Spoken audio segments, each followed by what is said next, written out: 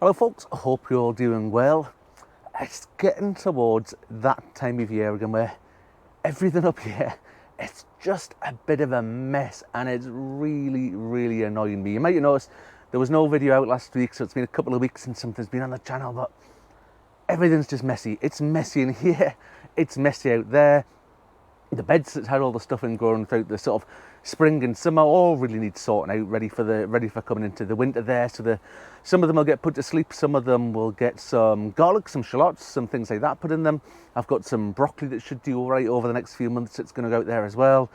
But I think for today I'm just going to do a little bit of a pottering around up here. I'm going to get the bed ready. Well, I'll show you one of the beds out there that I'm going to get ready for the garlic and the shallots. One of the beds that had the potatoes in it, there was just some pink fir apple. I lifted those last week when I was just up here sort of doing some jobs. The main potato bed will come in a week or two time once it stopped raining. Honestly, it's not stopped raining here. I kid you not, for about 2 weeks it's not stopped. It's like, I don't know what it is. I remember all the way back at the start of the season, sort of was it April, May sort of time, and we were almost in drought conditions at the start of the year. And then for the last couple of weeks, we've had some sort of horrendous amount of rainfall. But I think the change in the weather, the fact that everything's dying, I can see that down here, the cucumber plants, the tomatoes and peppers, everything's given up. It just takes a bit to sort of get up and get going and get stuff done. But anyway, what I'll do is I'll maybe do this in a bit of a two-part. I'll split the video. We'll go out there, we'll get those beds prepped, ready for the winter, ready for some of that garlic and some of those shallots going in. Later on, we'll go back home and I'll show you how I'm going to prep some of those, the actual garlic and shallots themselves, ready to come out here, because generally I don't put them straight in the ground. I like them to grow a little bit first before they go out, because it gets really cold, it takes them ages to germinate, and just give them that little bit of a wee head start. But I'll come back to that in a little bit. Anyway, I'll go and get things set up and I'll be back with you in just a jiffy. Well, first off, apologies if there's any movement ever so slightly on the camera, I should say there. I've managed to forget the tripod, and it's a bit windy here today, so if it does move or rock a little bit, sorry in advance about that. But anyway, this is the bed here that we're going to use for the garlic. I've used it for the last 2 years for the garlic. There's no issues with any sort of diseases like white rot or anything like that in here. I know there's the whole thing about crop rotation, but I don't have any problems with it. I've had great success with garlic in here, so I'm just going to keep rinse and repeat and do what works. One thing we have got on this bed, if I lean over here, is a lid. And you might think, why do I have a lid on the bed that the garlic goes in? So once I've got them started off and I bring them out, we plant them out here, they've got the little green shoots on them, and the pigeons that live in the trees over there think, oh, they look nice, they look like worms or something tasty. We'll come along and eat them, and they pull all the garlic up and it gets all a mess. It generally doesn't damage them, but if you don't catch them quick enough, you've got to get them replanted and things. It just makes a bit of a mess and it's a bit of a pain. So we cover it up anyway. But this bed's been left like this for a month or two since we last pulled the garlic up. So it is an no-dig bed. So I'm just going to very lightly take out some of these surface weeds. I don't really want to be disturbing any of the soil with a fork there. You can see I'm just using the hand fork just to loosen those roots just a little bit where it's needed. I don't want to get a big fork out and dig it over and turn it over. Maybe it's just my sort of loose interpretation of no dig, this one on this bed. But the soil in here is lovely. This has been fresh compost and it's been sort of topped up year on year, so there's not much to it. It's not very congealed, is that the right word? Not very compacted, I guess. So look, if we can get big handfuls there, it's absolutely lovely. So the weeds aren't too much of a bother to get out. To save boring you with this entire bed full of me taking the weeds out, I'll whiz round, we'll get all the weeds out, and I'll come back to you in just a second. Back with you in just a jiffy.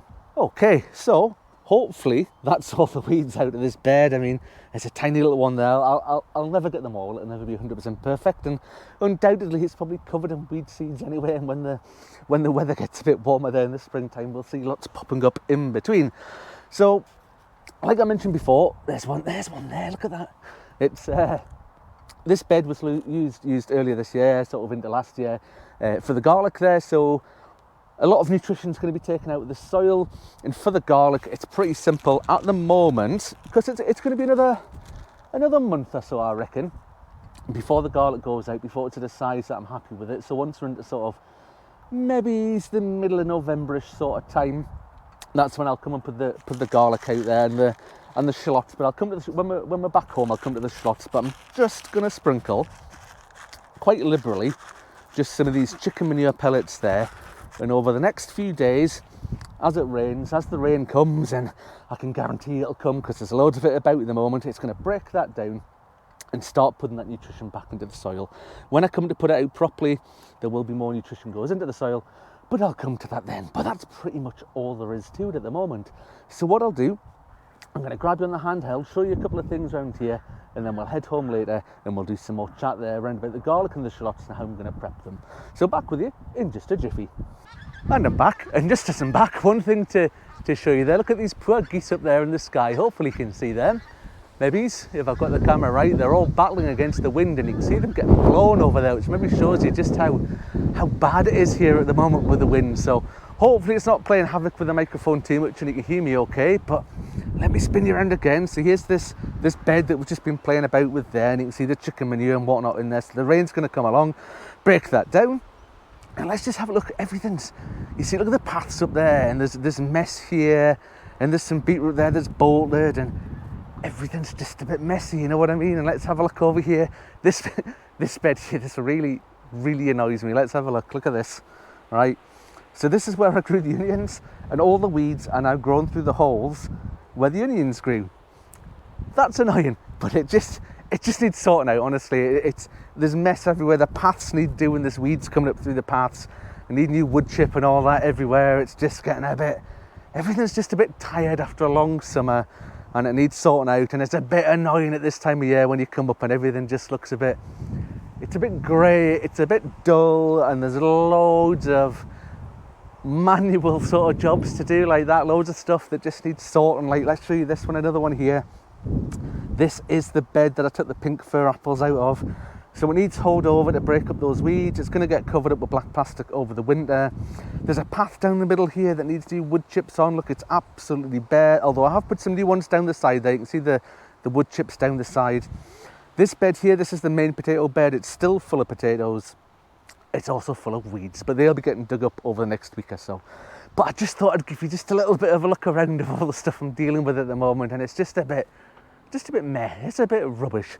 Anyway, right, enough of me moaning about things like that. I'm just the same inside the polytunnel. Enough of that. Enough moaning. That's me done for the day moaning. Right, I'm going to head home and we'll get sorted with the garlic and shallots then. I'll talk about the different varieties and the different things I'm going to do with them. So I'll be back with you in just a jiffy. Right, I'm back here in the shed, and hopefully you can probably just about see me there, but I like to have the camera set up in here so you can see what's going on here more than seeing my sort of happy smiley face. Now, after complaining up at the allotment, I'm pleased to say I got a good few jobs done up there, some winter ones that I've been waiting to do for ages, and it's looking a lot better. But I'm now back here in the shed, protected from the wind because it's blowing a hoolie out there. It's absolutely wild. So we'll get on with sorting out some of this garlic now. Much like the allotment, things are a bit of a mess in here. We do have some of the garlic here, but we've got all these sorts of seeds and labels and cobwebs and things left from the summer. So apologies if it looks a little bit messy, but hey, we are where we are at this time of the year. Now, this compost here has been in a bag in the shed for ages and it's been open. So although it's good compost, it feels a little bit dry when I'm doing it. So what we'll do, much like plug plants, what I like to do with the garlic and the shallots is get them set off in these cell trays first of all.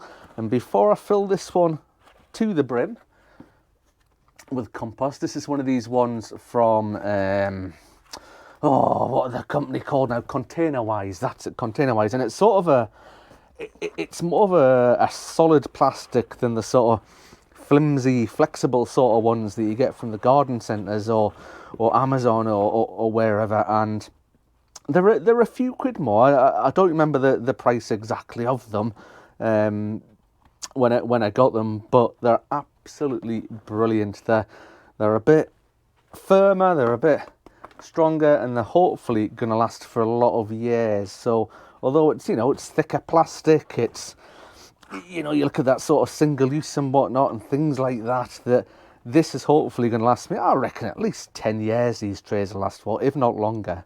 Because it's not as if they get abused, they're just getting plants and things put in them every year. So I've pretty much just filled that up with compost, and because it's so dry, it's just going to get a little bit of a watering to begin with before I put anything in there. And we're going to use our good old trusty iron brew bottle here with one of these little lid things on. You get, again, for these little squirty lids, they're brilliant. They're about, I don't know, £3 or something like that for a pack of 4 or 5 off Amazon. They're absolutely brilliant. They're smashing, and they're just the job for doing something like this. Now this year I'm going a little bit bigger on garlic, so I've ordered loads of different varieties from this place here called the Garlic Farm. Now I used these not last year but the year before, and they're absolutely brilliant.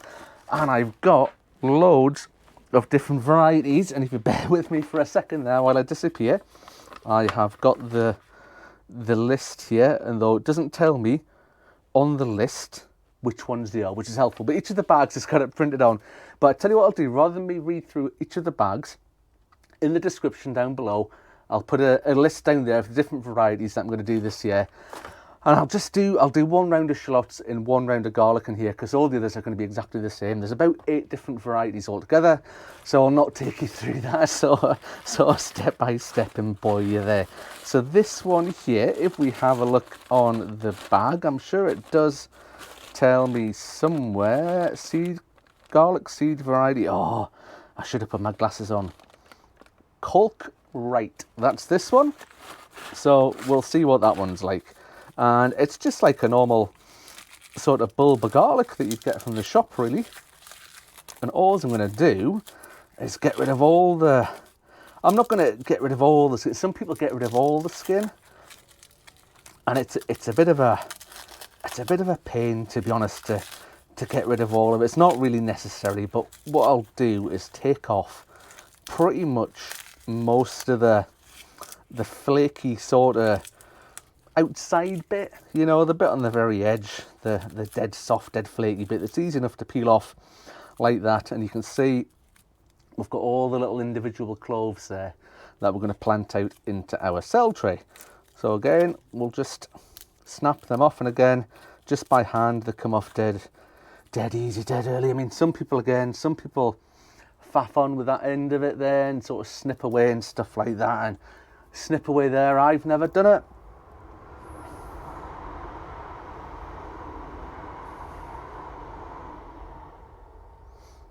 And it's never caused me any problems really in the past to get good rates of germination.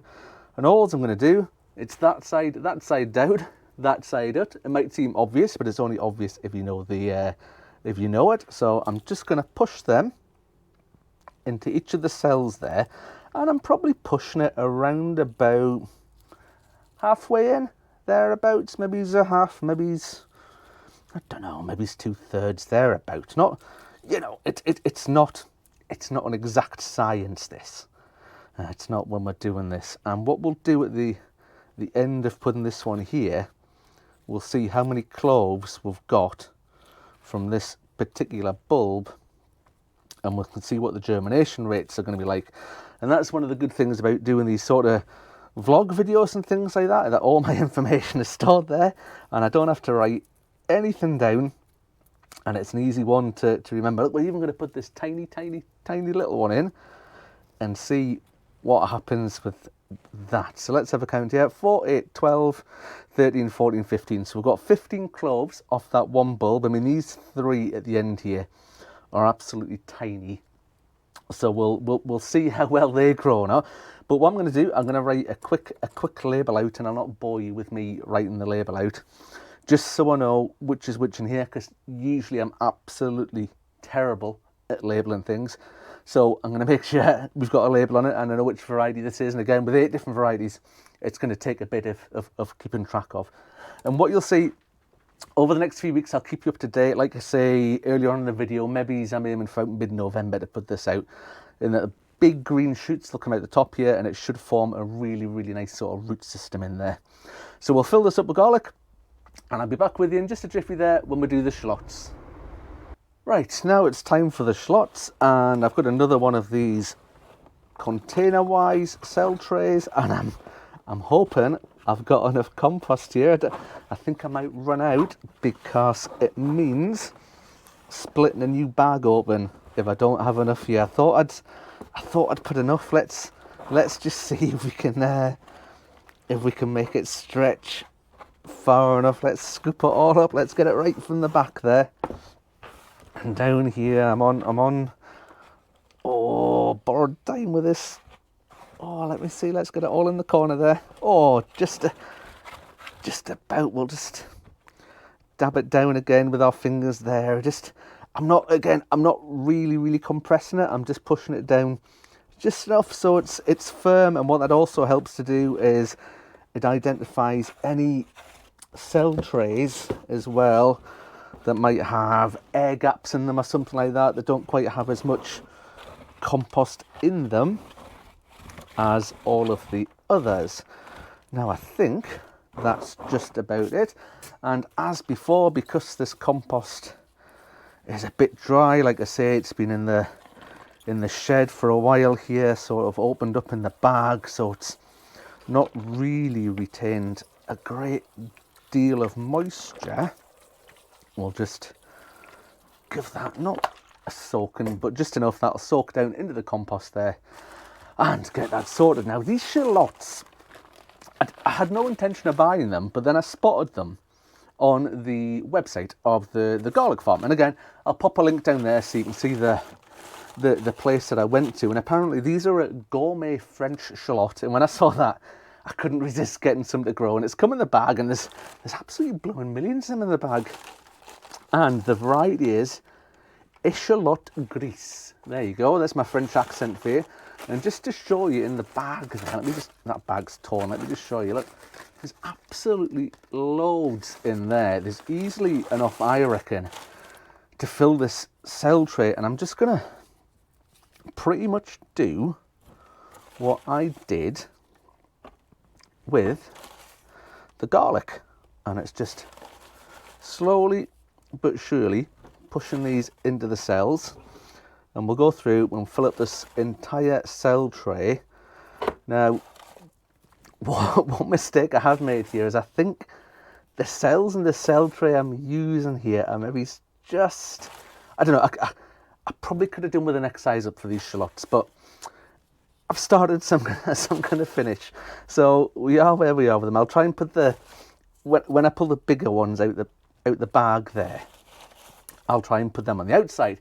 And when we get the smaller ones, we'll put them on the cells on the inside. But I don't think, looking at the size of these cells, looking at the size of these shallots, I don't think these are going to be in here very, very long. I think we'll be getting them started off pretty quickly and away up to the allotment, possibly sooner than the garlic, or sooner than I'd anticipated. And here's 3 shallots. Oh, Craigie, this one doesn't want to come apart.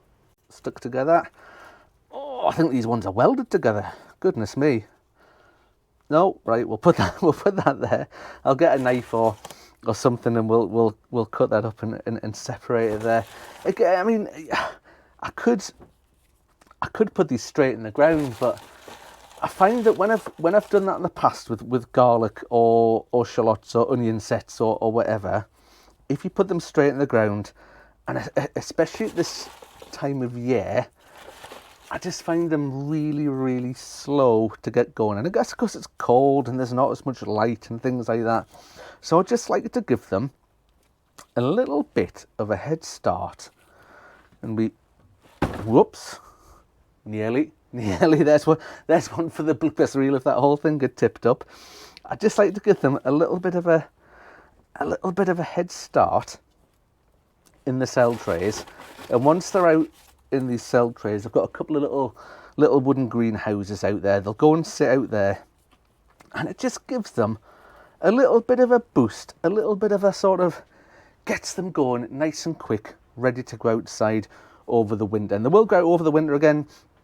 The shallots and the garlic, I like them out all the way over the winter, so they'll go out all the way through November, December, January, February and all that. And that's because you need that really, really, really cold weather to split the single bulb, the single shallot, the single garlic, is the same for both of them, into, maybe as you can see it there, into the sort of multiple cloves within the bulb. If you just put it out and it's nice and sunny and warm, then you're just going to end up with one big massive bulb. As funny as that might be, it's not it's not ideal for using them. And I was going to try and show you on the garlic here as well. Look at this lovely big bulb. They're going to be brilliant. Again, you can see the clovers there, and that's because that's been out in the winter and the frost has caused that to split into all the different ones. So what am I going to do with these next? Let me just grab a tray from over here. Apologies for disappearing off camera. I am a big fan, as ever, of, once things are established, watering them from below, because that's where the roots go. So it's going to sit in one of those little gravel trays and be water underneath, and the roots will take that water up, and hopefully they'll all start growing. So now I only have to do that about another at least 8 times with all the other garlic that I've got behind me. I might run out of trays, I might not. I'll have to do a count and see how many I've got. Anyway, I think that's me done for today. If you'd like to see how I get on with the different garlic and the shallots and that over the next few weeks, months, however long it takes for them to grow, please think about subscribing. It's absolutely free. Just click the red button down below. And if you want to, give us a thumbs up if you like this video, and leave some comments down below. Anyway, that's me done for today, and I'll see you on the next one. Bye for now, folks.